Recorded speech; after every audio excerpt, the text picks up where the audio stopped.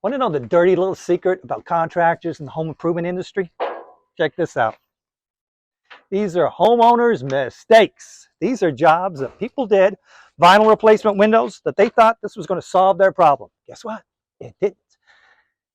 All of these homeowners, when they purchased these windows, they thought the window was going to hold up for the rest of their lives. They thought this was one and done.